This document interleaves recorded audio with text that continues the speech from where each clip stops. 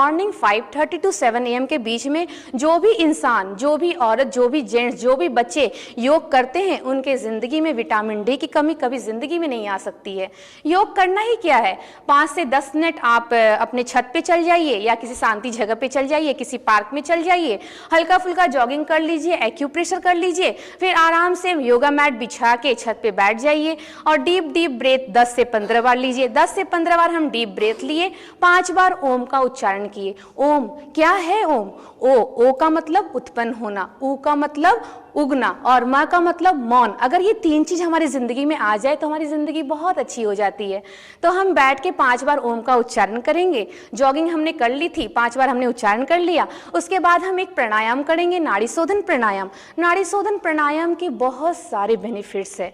कहते हैं कि नाड़ी शोधन प्राणायाम हमें किसी भी तरीके का हेडेक हो, माइग्रेन की प्रॉब्लम, ब्रेन ट्यूमर का होना या फिर रात में नींद का नहीं आना, डिप्रेशन में जाना, छोटी छोटी बातों पर जल्दी रिएक्ट करना, बहुत ज्यादा गुस्सा करना, बहुत ज्यादा इरिटेट होना, अगर हमें ऐसी प्रॉब्लम लाइफ में आती है तो हम एक काम कर सकते हैं, नाड़ी शोधन प्राणायाम जरूर कर सकते हैं। तो नाड़ी शोधन प्राणायाम कर लेंगे और उसके बाद हम 5 बार सिर्फ और सिर्फ सूर्य नमस्कार करेंगे। तो आपका कितना टाइम गया? 10 से 15 मिनट। 10 से 15 मिनट अगर हम रोज अपने योग के लिए निकालते हैं तो हम पूरी जितना भी हमारा जो कार्य करने का क्षमता है दिन भर का, चाहे स्कूल हो, कॉलेज हो, बिजनेस हो, जॉब हो, कहीं भी बैंक हो, डॉक्टर हैं, जो भी है, तो हमें उस काम में बहुत बहुत मन लगेगा, हम उस काम को बहुत ईमानदारी के साथ कर सकते हैं। कहते हैं कि जब कोई महिला गर्भवती होती है उस समय लोगों का कंफ्यूजन होता है कि प्रेग्नेंट वुमेन को योग करना चाहिए या नहीं करना चाहिए। लेकिन मैं ये आपको बताना चाहूंगी कि जब कोई औरत प्रेग्नेंट होती है तो उसको प्रेगनेंसी के दौरान आफ्टर 3 मंथ, 3 महीने के बाद वो योग स्टार्ट कर सकती है।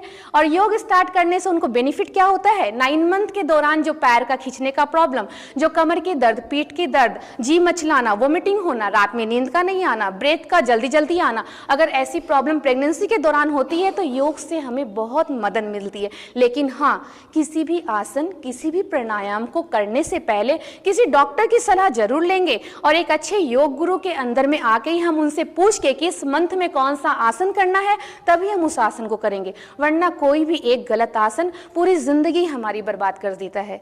योग कहते हैं कि योग जैसे किसी को डायबिटीज हो जाना, आर्थराइटिस हो जाना, जॉइंट पेन का होना, थायराइड होना, हाई बीपी का होना, बीपी कंट्रोल में नहीं रहना, बहुत सारी ऐसी बीमारियां हैं जिससे लोग बहुत परेशान हैं, बहुत बहुत ज़्यादा परेशान हैं। दिन भर डॉक्टर के यहाँ जाते हैं, दिन भर मेडिसिन खाते हैं, बेड रेस्ट हो जाते हैं, पैरालिसिस का अटैक हो जाता है।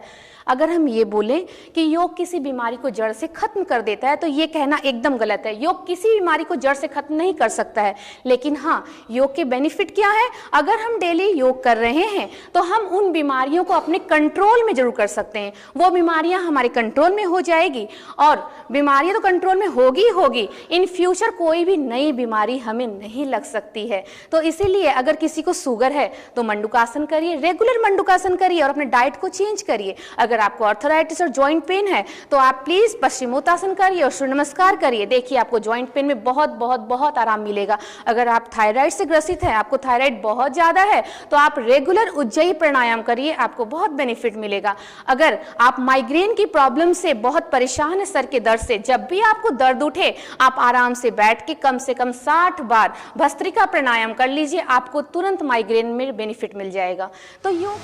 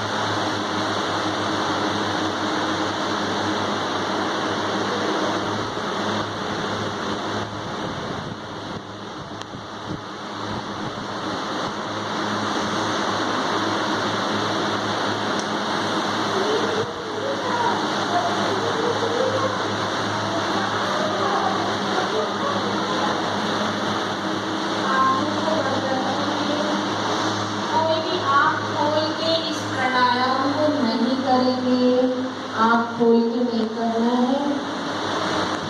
नाड़ी शोधन प्राणायाम कहा जाता है प्राणायाम में सबसे पावरफुल प्राणायाम नाड़ी शोधन प्राणायाम है। नाड़ी शोधन प्राणायाम के बहुत सारे बेनिफिट्स हैं।